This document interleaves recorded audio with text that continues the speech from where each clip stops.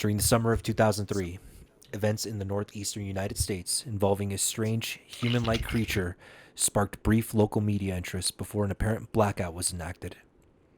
Little or no information was left intact, as most online written accounts of the creature were mysteriously destroyed. Primarily focused in rural New York State and once found in Idaho, self proclaimed witnesses told stories of their encounters with a creature of unknown origin. Emotions range from extremely traumatic levels of fright and discomfort to an almost childlike sense of playfulness and curiosity. While their published versions are no longer on record, the memories remain powerful. Several of the involved parties began looking for answers that year. In early 2006, the collaboration had accumulated nearly 2 dozen documents dating between the 12th century and present day, spanning 4 continents. In almost all cases, the stories were identical. I've been in contact with a member of this group and was able to get some excerpts from their upcoming book. A Suicide Note, 1964. As I prepare to take my life, I feel it necessary to assuage any guilt or pain I have introduced through this act. It is not the fault of anyone other than him. For once I awoke and felt his presence, and once I awoke and saw his form. Once again I awoke and heard his voice, and looked into his eyes. I cannot sleep without fear of what I might next awake to experience. I cannot ever wake. Goodbye. Found in the same wooden box were 2 empty envelopes addressed to William and Rose, and one loose personal letter with no envelope. Dearest Linny, I have prayed for you. He spoke your name. A journal entry, translated from Spanish, 1880. I have experienced the greatest terror. I have experienced the greatest terror. I have experienced the greatest terror. I see his eyes when I close mine. They are hollow, black. They saw me and pierced me. His wet hand. I will not sleep. His voice. And it trails off unintelligible text. A Mariner's Log, 1691. He came to me in my sleep. From the foot of my bed, I felt a sensation. He took everything. We must return to England. We shall not return here again, at the request of the Rake. From a witness in 2006. 3 years ago, I had just returned from a trip to Niagara Falls with my family for the 4th of July. We were all very exhausted after a long day of driving, so my husband and I put the kids right to bed and called it a night. At about 4 a.m., I woke up thinking my husband had gotten to use the restroom. I used the moment to steal back the sheets, only to wake him in the process. I apologized and told him I thought he got out of bed. When he turned to face me, he gasped and pulled his feet up from the end of the bed so quickly his knee almost knocked me out of the bed. He then grabbed me and said nothing. After adjusting to the dark for a half a second, I was able to see what caused the strange reaction. At the foot of the bed, sitting and facing away from us, there was what appeared to be a naked man, or a large hairless dog of some sort. Its body position was disturbing and unnatural, as if it had been hit by a car or something. For some reason, I was not instantly frightened by it, but more concerned as to its condition. At this point, I was somewhat under the assumption that we were supposed to help him. My husband was peering over his arm and knee, tucked into the fetal position, occasionally glancing at me before returning to the creature.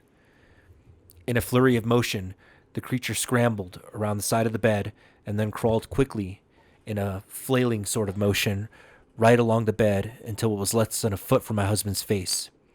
The creature was completely silent for about 30 seconds, or probably close to 5. It just seemed like a while.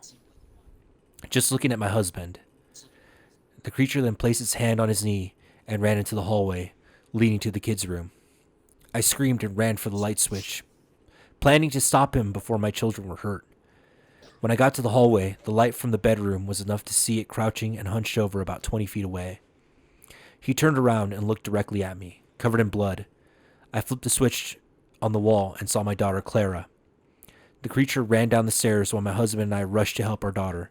She was very badly injured and spoke only once more in her short life. She said, "He is the Rake." My husband drove his car into the lake that night while rushing our daughter to the hospital. They did not survive. Being a small town, news got around pretty quickly. The police were helpful at first, and the local newspaper took a lot of interest in this as well. However, the story was never published, and the local television news never followed up either. For several months, my son Justin and I stayed in a hotel room near my parents' house. After we decided to return home, I began looking for answers myself. I eventually located a man in the next town over who had a similar story.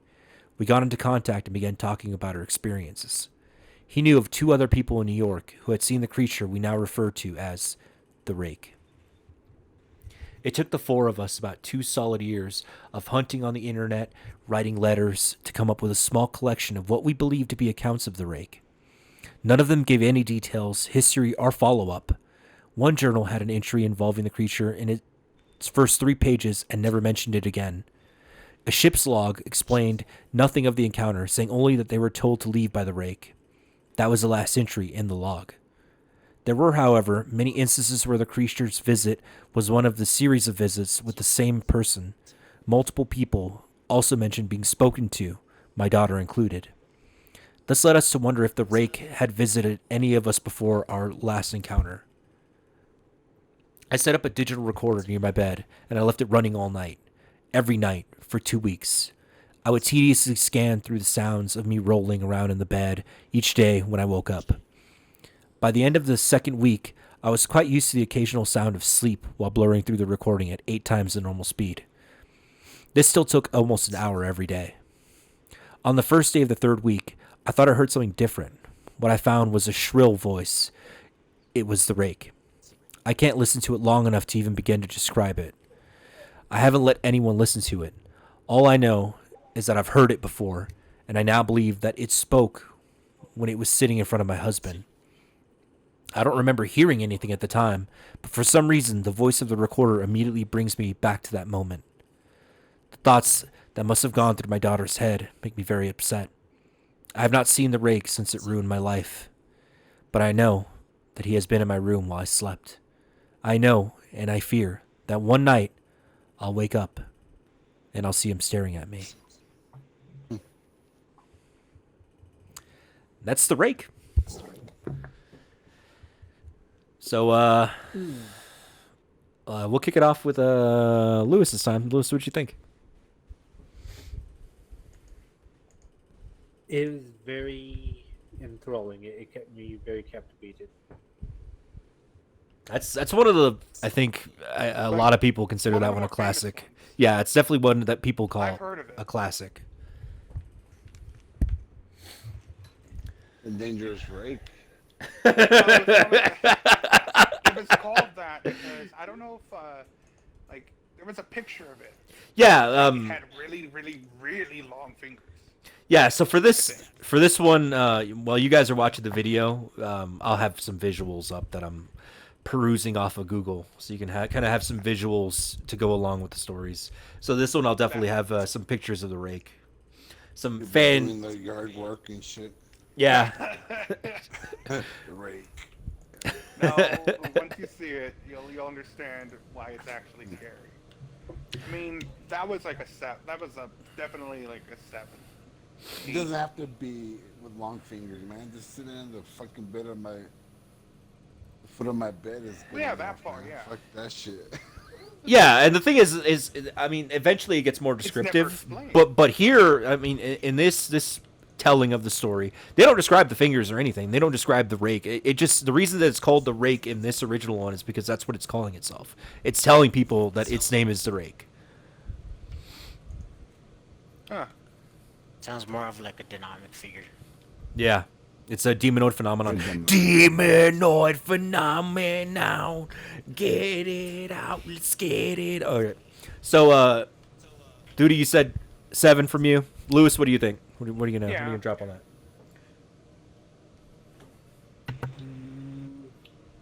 I give it an 8 An 8? because, yeah, just the amount of time that it kept me like enthused to actually pause the game that I was playing to listen out completely. Nice. Satchmo? I give it a 9.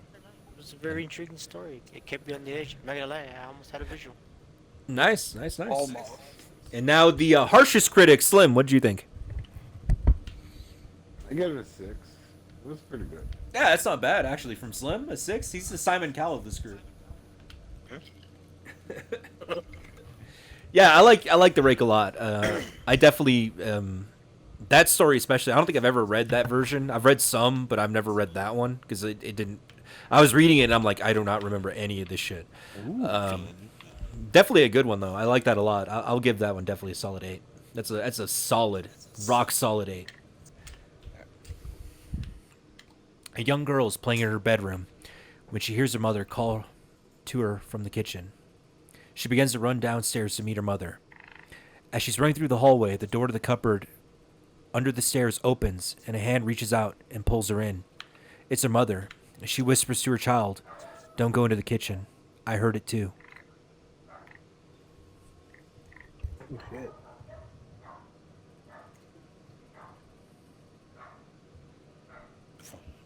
Very beautiful. Dog barking? Yeah, dog barking, exactly.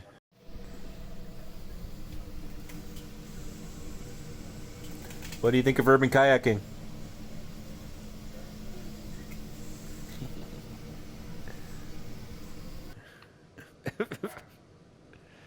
Oh wait, that was the end. Yeah, that's it. So what'd you think, Slim? 9, 10? No. Like a 3. I wasn't paying attention. So mean. I've seen that one. They actually turned that one into like a short movie. A short movie's actually a lot, not a lot better, Lights on? but it's they added to it. This one's very short and very simple. I like it because it's very short and very simple. But the Demonoid Phenomenon, I give that one like a 6. I think that's a pretty classic one.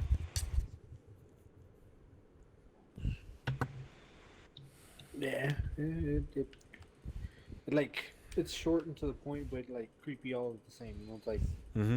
don't. It's like one of those 2-sentence What do you horror mean stories. creepy? Yeah. But Where's the creepiness? In your Lord, you hear his voice? in the story, you didn't hear the story? yeah, I kind of wasn't paying attention to the beginning. I was What I too busy heard, muting I myself. didn't hear anything creepy. I'm gonna read it again, okay? I'm gonna read it slowly this time.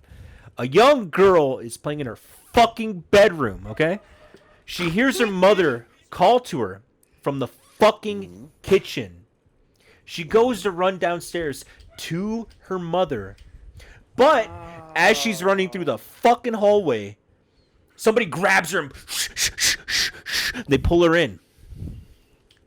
She's like, "Oh, fuck, who is this?" It's her fucking mother. And she's like, no. Okay, Listen now to I me. get it. She whispers to her, no, baby, shh, don't go to the kitchen. I heard that fucking shit too. I didn't miss any of that. To be I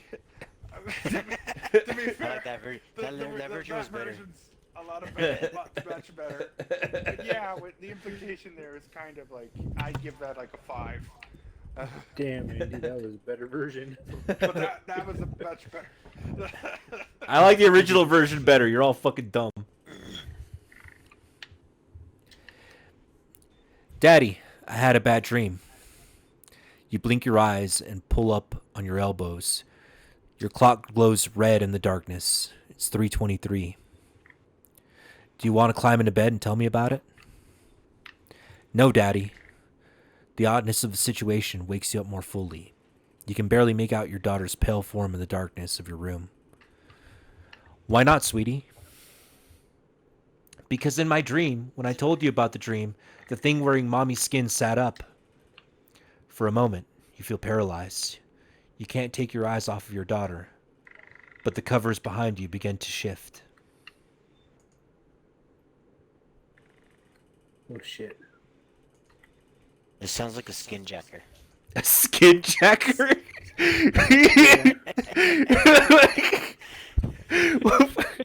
What the fuck is a skin jacker? It Jack's your skin. A person is still skin. Mr. Skin. That was like you don't know. Was that the end of the story? Yeah, that was it. Oh, that was like one of those like you don't know if it's gonna be actually scary or not.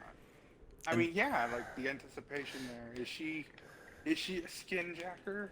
You never know. To be fair, this story isn't one of my favorites. I've read it before, and I mean, it's one of those where it could be. It's like, okay, well, maybe your wife is waking up because she's like, okay, why is this little shit here? Tell her to shut the fuck up, go to bed. I got to be up at fucking 3 a.m. today. I got 2 hours of sleep. I got to be up at 3 to go give my fucking boss a hand job, and this little shit wants to come and try and wake me up. Fuck no. But I mean. But I mean, yeah, skin jacker. That made it way better. Now I know that that's a term. It's probably not. So Satchmo, skin jacker? yeah, you hit us with the skin jacker. What do you think? Give that story a rating. That's a 6. 6. That's Yeah. fair. Slim.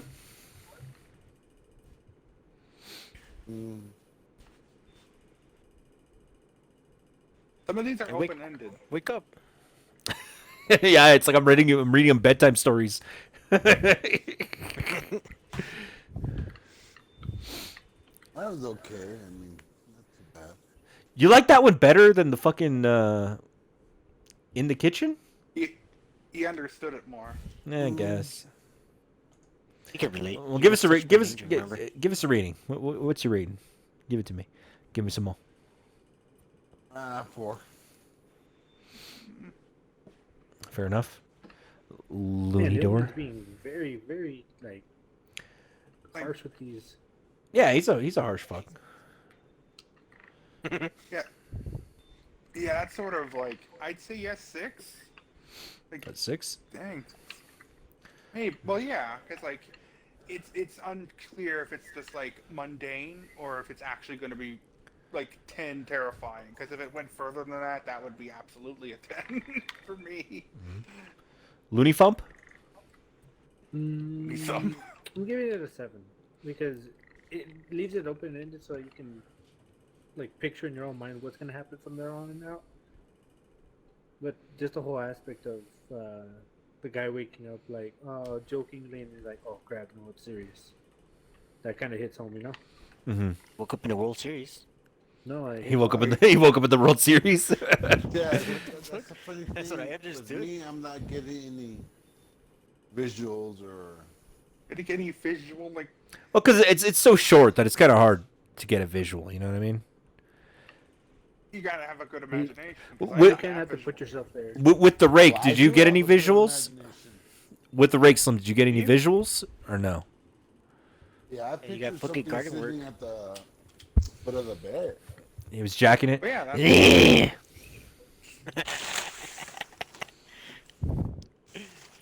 Then my Picture head, himself it was doing garden fucking work. Josh naked. It was like, oh fuck. Oh, fuck no, dude. You'd grab me if I was. Damn. This one I didn't. Yeah, this one. I pictured the annoying girl. the annoying girl. It was just the annoying orange, but it had tits.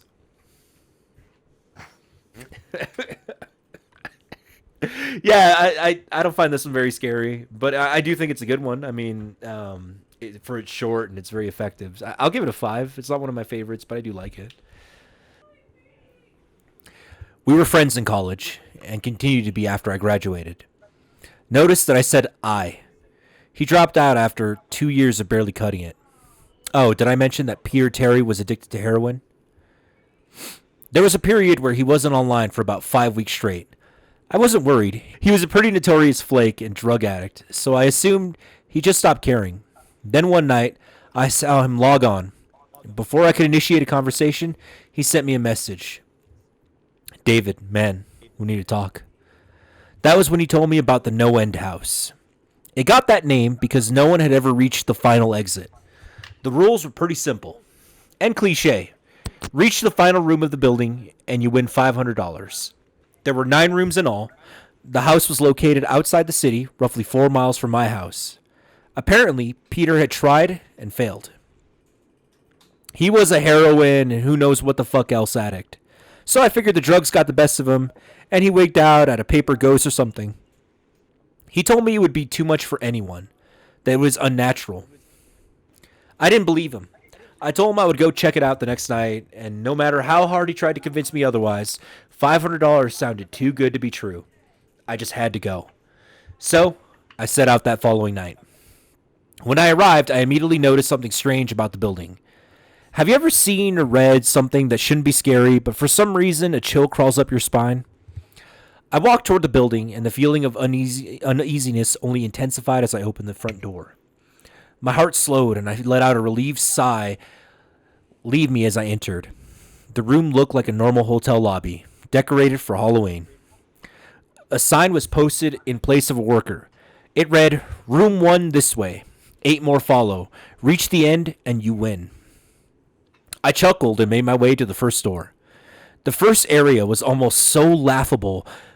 The decor resembled the Halloween aisle of a Kmart, complete with sheet ghosts and animatronic zombies that gave a static growl when you passed by. At the end was an exit. It was the only door besides the one I entered through. I brushed through the fake spider webs and headed to the second door. I was greeted by fog as I opened the door to room 2. The room definitely upped the ante in terms of technology. Not only was there a fog machine, but a bat hung from the ceiling and flew in a circle. Scary. They seemed to have a Halloween soundtrack, that one you find from the 99-cent store on loop somewhere in the room. I didn't see a stereo, but I guess they must have a PA system or something. I stepped over a few toy rats that wheeled around and walked with a puffed chest across the next area. I reached for the doorknob, and my heart sank to my knees. I did not want to open that door. A feeling of dread hit me so hard I could barely even think. Logic overtook me, though. After a few terrified moments, I shook it off and entered the next room. Room 3 is where things began to change. On the surface, it looked like a normal room. There was a chair in the middle of the wooded panel floor. A single lamp in the corner did a poor job of lighting the area, casting a few shadows across the floor and walls. That was the problem. Shadows. Plural. With the exception of the chairs, there were others. I had barely walked in the door, and I was already terrified.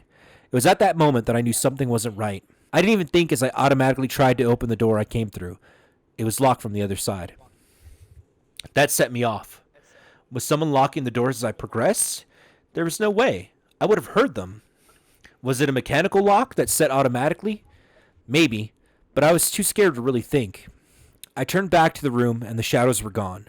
The chair's shadow remained, but the others were gone. I slowly began to walk. I used to hallucinate when I was a kid, so I wrote off the shadows as a figment of my imagination. I began to feel better as I made it to the halfway point of the room. I looked down as I took my steps, and that's when I saw it. Or didn't see it. My shadow wasn't there.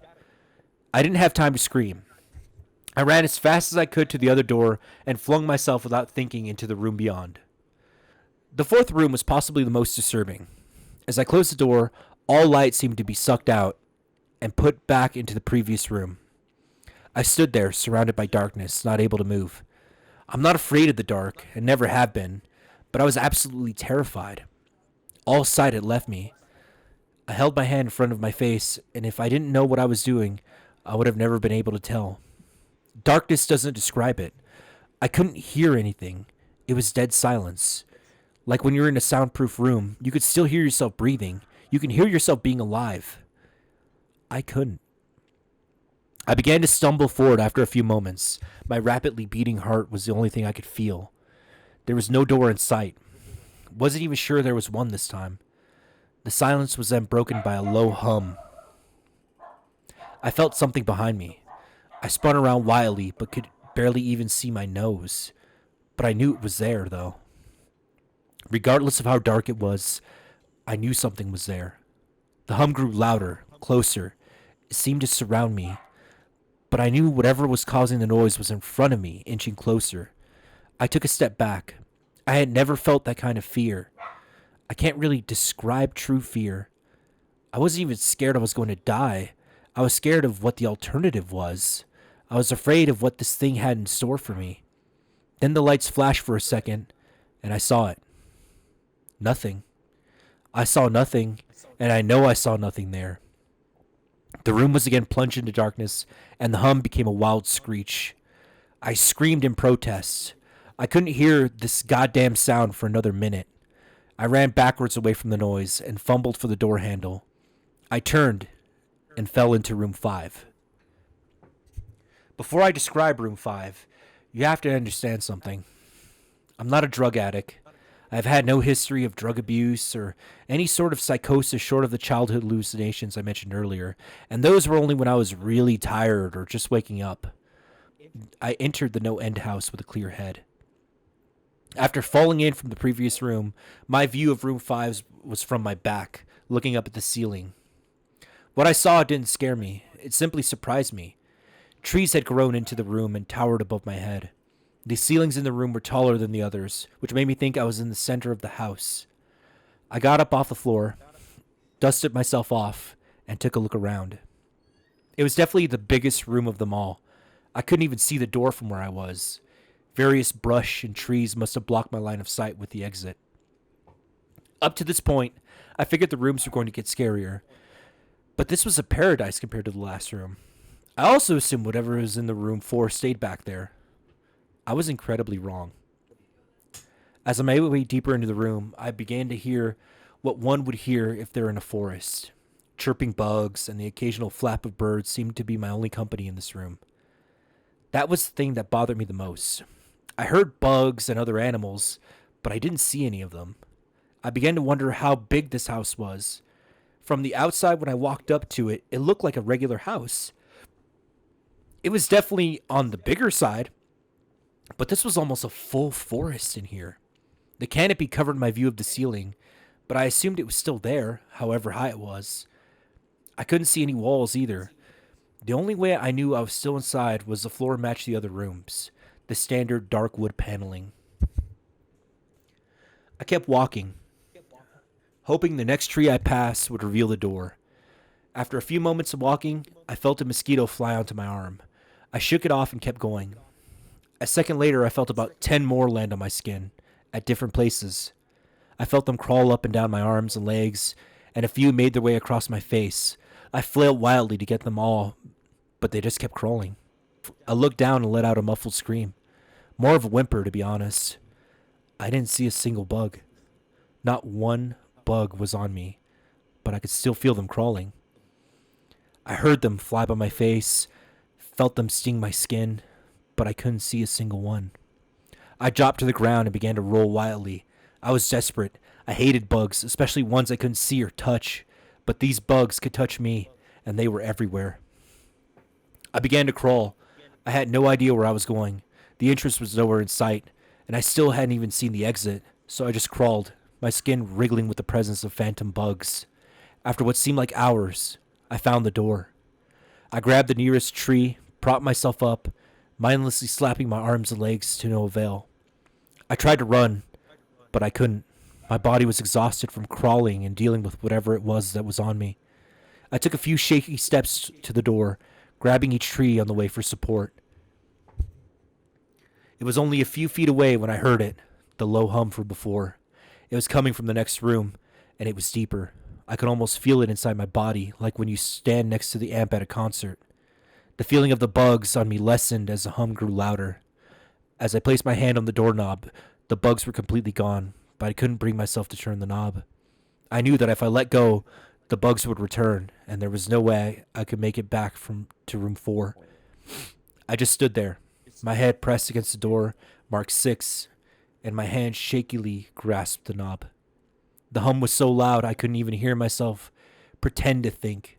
There was nothing I could do but move on. Room 6 was next, and room 6 was hell. I closed the door behind me, my eyes held shut and my ears ripping. The hum was surrounding me as the door clicked into place. The hum was gone. I opened my eyes in surprise, and the door I had just shut was gone. It was just a wall now. I looked around in shock. The room was identical to room 3, the same chair and lamp, but with the correct amount of shadows this time. The only real difference was that there was no exit door, and the one I came through was also gone. As I said before, I had no previous issues in terms of mental instability, but at that moment, I fell into what I know is insanity. I didn't scream. I didn't make a sound. At first, I scratched softly. The wall was tough, but I knew the door was there somewhere. I just knew it was. I scratched it where the doorknob was. I clawed at the wall frantically with both hands. My nails began to be filed down to the skin against the wood. I fell silently to my knees. The only sound in the room was incessant scratching against the wall. I knew it was there. The door was there. I knew it was just there. I knew if I could get past this fucking wall. Are you all right? I jumped off the ground and spun in one motion. I leaned against the wall behind me, and I saw what it was that spoke to me. To this day, I regret ever turning around. There was a little girl. She was wearing a soft white dress that went down to her ankles. She had long blonde hair to the middle of her back and white skin and blue eyes. She was the most frightening thing I'd ever seen, and I know that nothing in my life will ever be as unnerving as what I saw in her. While looking at her, I saw something else. Where she stood, I saw what looked like a man's body, only larger than normal and covered in hair. He was naked from head to toe, but his head was not human, and his toes were hooves. It wasn't the devil, but at that moment it might as well have been. The form he had of a ram and the snout of a wolf. It was horrifying, and it was synonymous with the little girl in front of me. They were the same form. I can't really describe it, but I saw them at the same time. They shared the same spot in the room, but it was like looking at two separate dimensions. When I saw the girl, I saw the form, and when I saw the form, I saw the girl. I couldn't speak. I could barely even see. My mind was revolting against what it was attempting to process. I'd been scared before in my life, and I had never been more scared than I was, trapped in the fourth room. But that was before room 6. I just stood there, staring at whatever it was that spoke to me. There was no exit. I was trapped here with it. And then it spoke again. David, you should have listened. When it spoke, I heard the words of the little girl. But the other form spoke through my mind in a voice I won't even attempt to describe. There was no other sound. The voice just kept repeating that sentence over and over in my mind, and I agreed. I didn't know what to do. I was slipping into madness, yet couldn't take my eyes off of what was in front of me. I dropped to the floor. I thought I had passed out, but the room wouldn't let me. I just wanted it to end. I was on my side, my eyes wide open, and the form staring down at me. Scurrying across the floor in front of me was one of the battery-powered rats from the second room. The house was toying with me, but for some reason, seeing that rat pulled my mind back from whatever depths it was headed to, and I looked around the room. I was getting out of there. I was determined to get out of that house and live and never think about this place again. I knew this room was hell, and it wasn't ready to take up a residence. At first, it was just my eyes that moved. I searched the walls for any kind of opening. The room wasn't that big, so it didn't take long to soak up the entire layout. The demon still taunted me, the voice growling louder as the form stayed rooted where it stood. I placed my hand on the floor, lifted myself up to all fours, and turned to scan the wall behind me. Then I saw something I couldn't believe. The form was now right at my back, whispering into my mind how I shouldn't have come. I felt its breath on the back of my neck, but I refused to turn around. A large rectangle was scratched into the wood, with a small dent chipped away in the center of it. Right in front of my eyes, I saw the large 7 I had mindlessly etched into the wall. I knew what it was. Room 7 was just beyond that wall, where room 5 was moments ago. I didn't know how I'd done it. Maybe it was just my state of mind at the time, but I had created the door. I knew I had. In my madness, I scratched into the wall what I needed the most, an exit to the next room. Room 7 was close, and I knew the demon was right behind me, but for some reason I couldn't touch it. I closed my eyes and placed both hands on the large 7 in front of me. I pushed. I pushed as hard as I could. The demon was now screaming in my ear. It told me I was never leaving. It told me that was the end, but I wasn't going to die. I was going to live there in room 6 with it. I wasn't. I pushed and screamed at the top of my lungs. I knew I was going to push through the wall eventually. I clenched my eyes shut and screamed, and the demon was gone. I was left in silence. I turned around slowly and was greeted by the room as it was when I entered. Just a chair and a lamp. I couldn't believe it, but I didn't have time to well.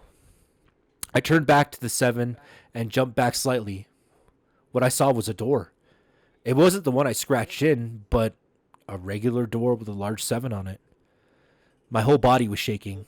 It took me a while to turn the knob. I just stood there for a while, staring at the door.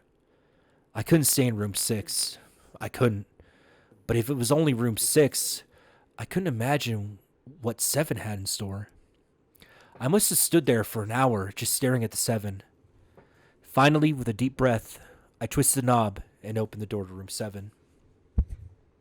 I stumbled through the door, mentally exhausted, physically weak. The door behind me closed, and I realized where I was. I was outside. Not outside like room 5, but actually outside. My eyes stung. I wanted to cry. I fell to my knees, and I tried, but I couldn't. I was finally out of that hell. I didn't even care about the prize that was promised. I turned and saw that the door I just went through was the entrance.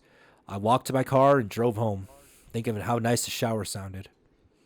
As I pulled up to my house, I felt uneasy.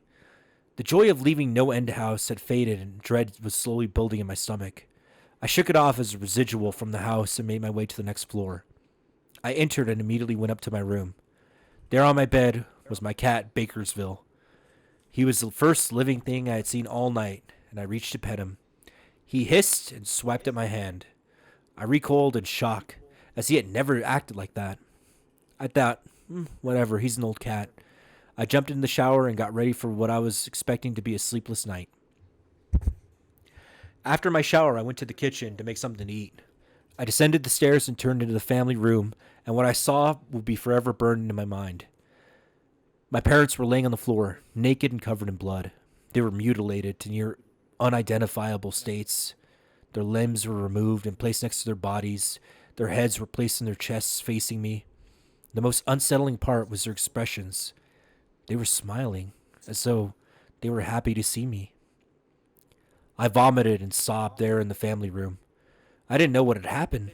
They didn't even live with me at the time. I was a mess. But then I saw it. A door that was never there before. A door with a large 8 scrawled on it in blood. I was still in the house.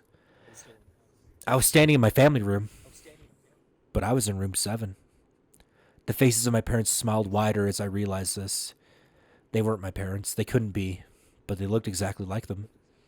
The door marked 8 was across the room, behind the mutilated bodies in front of me. I knew I had to move on, but at that moment, I gave up. The smiling faces tore into my mind. They grounded me where I stood. I vomited again and nearly collapsed. Then the hum returned. It was louder than ever, and it filled the house and shook the walls. The hum compelled me to walk. I began to walk slowly, making my way closer to the door and the bodies. I could barely stand, let alone walk, and the closer I got to my parents, the closer I came to suicide. The walls were now shaking so hard it seemed as though they were going to crumble. But still, the faces smiled at me. As I edged closer, their eyes followed me. I was now between the two bodies, a few feet away from the door. The dismembered hands clawed their way across the carpet towards me, all while the faces continued to stare. New terror washed over me, and I walked faster. I didn't want to hear them speak. I didn't want to hear the voices to those that matched my parents. They began to open their mouths, and the hands were inching closer to my feet. In a dash of desperation, I lunged toward the door, threw it open, and slammed it behind me. Room 8. I was done. After what I had just experienced, I knew there wasn't anything else this fucking house could throw at me that I couldn't live through. There was nothing short of the fires of hell that I wasn't ready for. Unfortunately, I underestimated the abilities of No End House. Unfortunately, things got more disturbing, more terrifying, and more unspeakable in room 8. I still have trouble believing what I saw in room 8. Again, the room was a carbon copy of rooms 3 and 6, but sitting in the usually empty chair was a man. After a few seconds of disbelief, my mind finally accepted the fact that the man in the chair was me. Not someone who looked like me. It was David Williams. I walked closer. I had to get a better look, even though I was sure of it. He looked up at me, and I noticed tears in his eyes. Please, Please, don't do it. Please don't hurt me. What? I asked. Who are you? I'm not gonna hurt you. Yeah. Yeah, you are. He was sobbing now. You're gonna hurt me and I don't want you to. He sat in the chair with his legs up and began rocking back and forth. It was actually pretty pathetic looking, especially since he was me, identical in every way. Listen, who are you? I was now only a few feet from my doppelganger. It was my weirdest experience yet, standing there talking to myself. I wasn't scared, but I soon would be. Why are you... You're gonna hurt me. You're gonna hurt me. If you want to leave, you're gonna hurt me. Why are you saying this? Just calm down, alright? Let's try to figure this... And then I saw it. The David sitting down was wearing the same clothes as me, except for a small red patch on his shirt, embroidered with the number 9. You're gonna hurt me. You're gonna hurt me. You're gonna hurt me. Please, you're gonna hurt me. Please don't. You're gonna hurt me. My eyes didn't leave that small number on his chest. I knew exactly what it was. The first few doors were plain and simple, but after a while they got a little more ambiguous. 7 was scratched into the wall, but by my own hands. 8 was marked in blood above the bodies of my parents. But 9, this number was on a person. A living person. Worse still, it was on a person that looked exactly like me. David? I had to ask. Yeah. You're gonna hurt me. You're gonna hurt me. He continued to sob and rock. He answered to David. He was me, right down to the voice. But that 9. I paced around for a few minutes while he sobbed in his chair. The room had no door, and similarly the room had no door, and similarly to room 6, the door came through was gone. For some reason, I assumed that scratching would get me nowhere this time.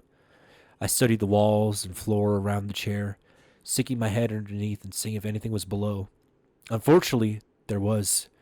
Below the chair was a knife. Attached was a tag that read, "To David, from management."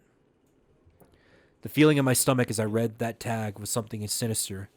I wanted to throw up, and the last thing I wanted to do was remove that knife from under the chair. The other David was still sobbing uncontrollably. My mind was spinning into an attic of unanswerable questions. Who put this here? How did they get my name? Not to mention the fact that as I knelt on the cold wood floor, I also sat in that chair, sobbing in protest of being hurt by myself. It was just too much to process. The house and the management had been playing with me this whole time. My thoughts for some reason turned to Peter and whether or not he got this far. If he did, if he met a Peter Terry sobbing in this very chair, rocking back and forth, I shook those thoughts out of my head. They didn't matter. I took the knife from under the chair and immediately the other David went quiet.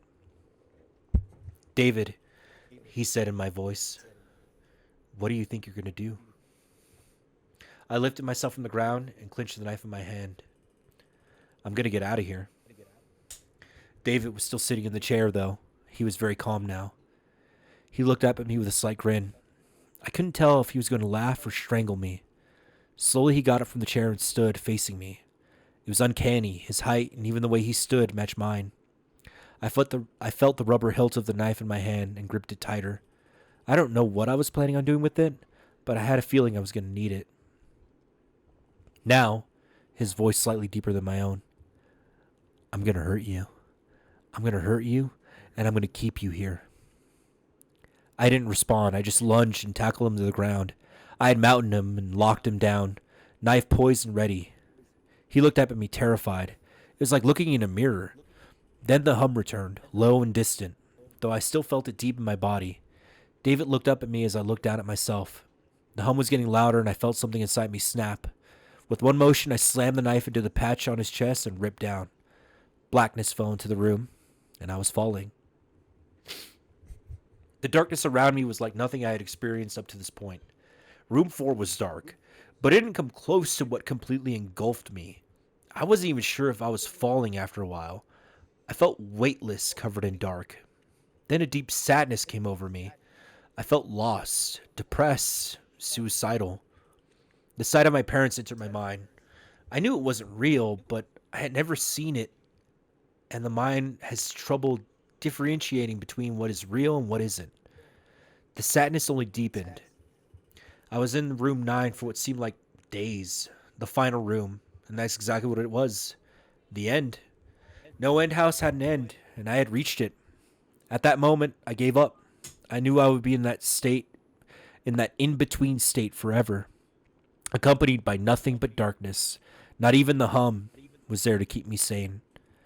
I had lost all senses. I couldn't feel myself. I couldn't hear anything. Sight was completely useless here. I searched for a taste in my mouth and found nothing. I felt disembodied, completely lost. I knew where I was. This was hell. Room 9 was hell. But then it happened. A light. One of those stereotypical lights at the end of the tunnel.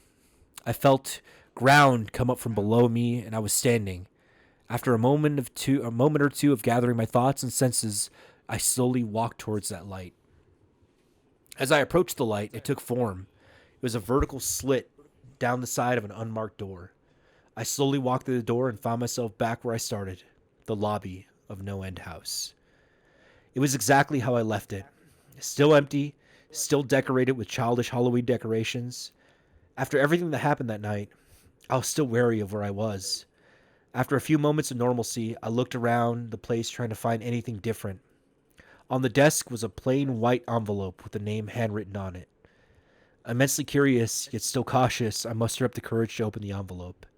Inside was a letter, again handwritten. David Williams, congratulations, you made it to the end of No End House. Please accept this prize as a token of great achievement. Yours forever, Management. Within the letter were 5 $100 bills. I couldn't stop laughing. I laughed for what seemed like hours. I laughed as I walked out into my car. I laughed as I drove home. I laughed as I pulled into my driveway. I laughed as I opened my front door to my house. And I laughed as I saw the small 10 etched into the wood.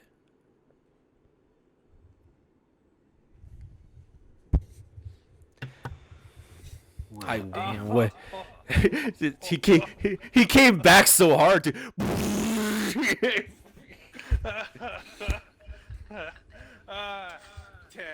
Just 10. Back through 10. That was a long fucking story. Yeah, it was. God damn, I feel like I was reading that forever. So, Duty. 10? 1403. Yeah, pretty much, right?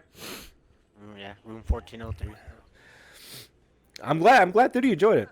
I like that story a lot too. It's one of my favorites. Yeah, I don't know, it was pretty good. That was the measure of enjoyment. Well, I mean, it was interesting from start to finish, but like, goddamn. Yeah, and it's not. I wouldn't say it's scary, because I mean, it's very contained in this No End House.